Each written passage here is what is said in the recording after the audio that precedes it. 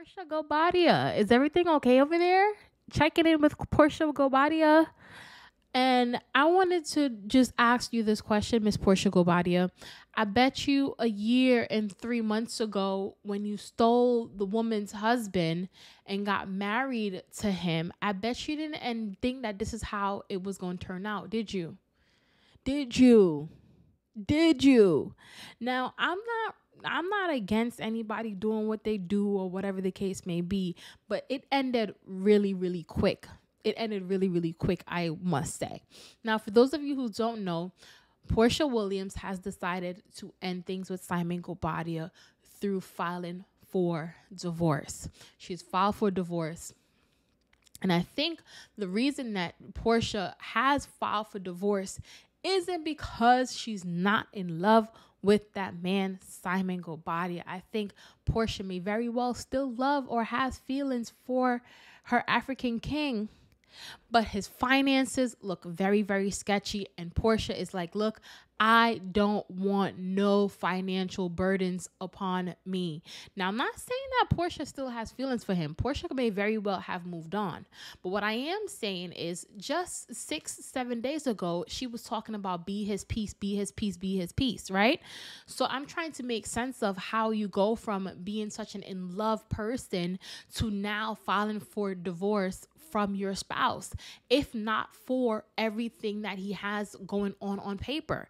Like, you've ever just like cared for someone, but on paper they're like crappy? Well, on paper, Simon isn't the best, because on paper, Simon is going under a different name, allegedly. On paper, Simon owes over $1 million to a jet company. On paper, Simon is in debt, okay?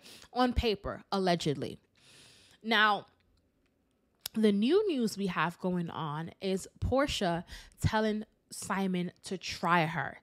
Try me, the Neighborhood Talk reports. Porsha Williams warns Simon not to alter or destroy his financial documents amid their divorce proceedings, or she'll have him sanctioned.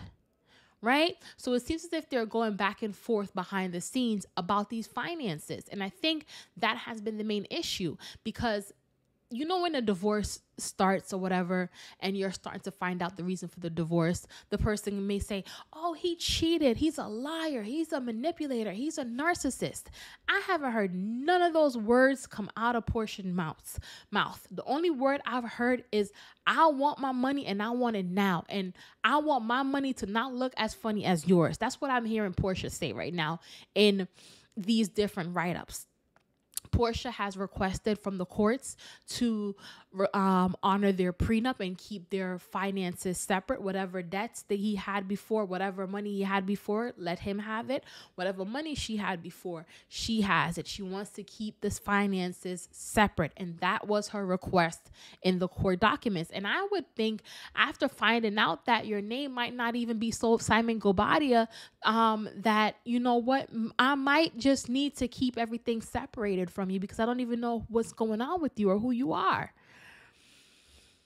So with that being said, Porsha has a lot to figure out, and I am looking very much so forward to seeing the Real Housewives of Atlanta and her return. I'm looking forward to seeing it, because at the end of the day, we all saw this story. They had about 1,000 weddings, and we all saw this story, and we all thought it was going to end picture perfect, just for it to not end picture perfect.